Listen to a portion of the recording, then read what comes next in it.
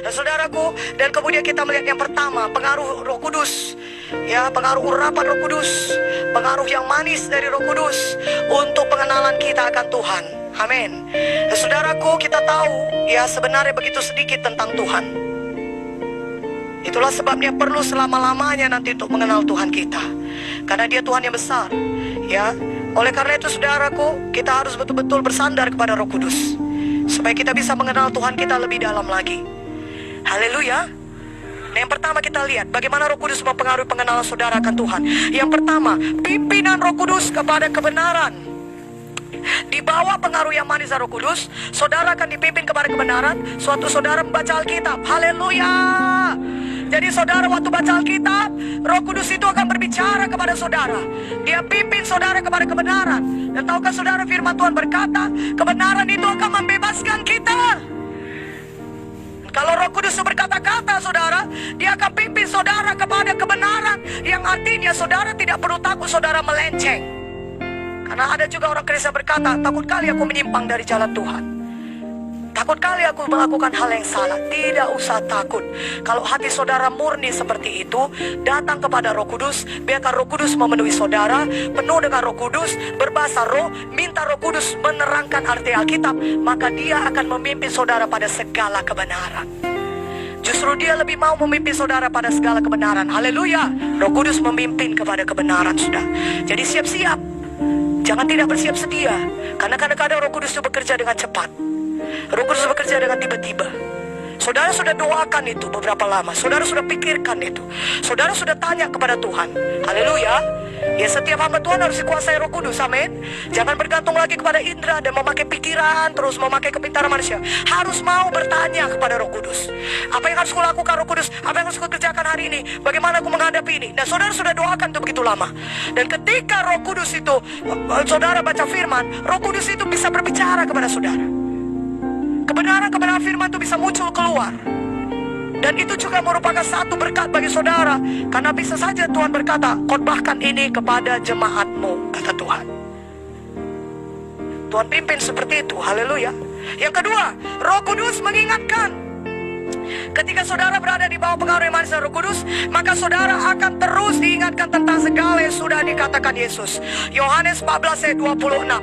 Ini sangat indah sekali saudara, karena setiap firman Tuhan yang pernah kita baca, kalau kita membiarkan diri kita dikuasai Roh Kudus akan bisa mengingatkannya kepada kita. Firman Tuhan yang kita dengar daripada gembala sidang atau daripada pengajar-pengajar saudaraku, pemimpin-pemimpin kita, saudara, Roh Kudus bisa mengingatkannya kembali. Dan firman Tuhan yang pernah saudara baca, Roh Kudus lah yang mengingatkannya. Kadang-kadang kita tidak mempelajari itu pada hari itu. Bukan itu yang kita baca firmannya. Tapi ketika kita melayani seseorang, Roh Kudus bisa mengingatkan kita. Dan hal ini bisa kita peroleh dengan cepat. Dan kita tidak menjadi buntu kalau kita membiarkan diri kita dikuasai Roh Kudus. Segera Roh Kudus akan menolong kita, karena memang kerjanya ini mengingatkan kita untuk firman Tuhan yang pernah diajarkan kepada kita. Haleluya. Yang ketiga, pengajaran langsung dari Roh Kudus. Kalau saudara berada di bawah pengaruh yang manis dari Roh Kudus, maka saudara akan diajari langsung oleh Roh Kudus. Roh Kudus itu bisa langsung berbicara kepada saudara, dan Dia mengajari saudara akan hal-hal yang bahkan belum pernah saudara dapatkan dari orang lain. Karena Roh Kudus itu bisa mengajar kita secara langsung.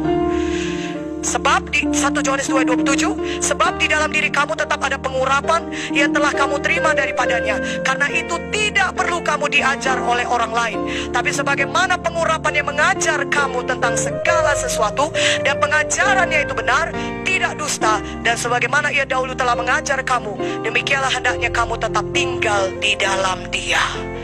Jadi kalau kita tinggal membiarkan Zoe menguasai kita, Roh Kudus menguasai kita tiap hari, saudara akan dapat banyak hal-hal yang baru dari Tuhan.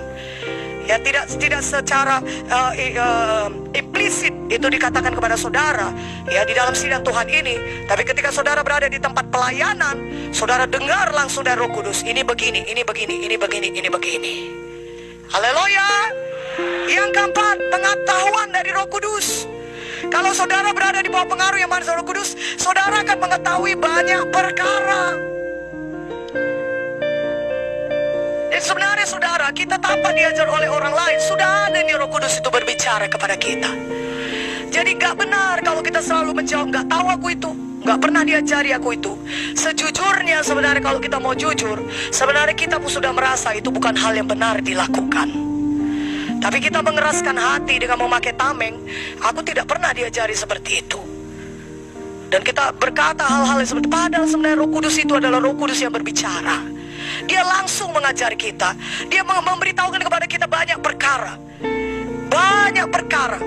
Tentunya yang perkara-perkara yang perlu saudara ketahui, yang dirasa perlu untuk pelayanan atau kehidupan pribadi saudara, Roh Kudus sangat berbicara. Ya saudaraku, karena itu saudara, mari kita rindu Roh Kudus, dikuasai olehnya. 1 Yohanes 2:20, tetapi kamu telah beroleh pengurapan dari Yang Kudus, dan dengan demikian kamu semua mengetahuinya. Saudaraku, itulah dia kalau Roh Kudus itu berbeda, sudah. Kalau zaman perjanjian lama berbeda, hanya orang-orang tertentu yang dikuasai Roh Kudus yang diurapi. Tapi sekarang semuanya kita bisa mengenal pengenalan akan Tuhan, saudaraku, lewat Roh Kudus. Amin.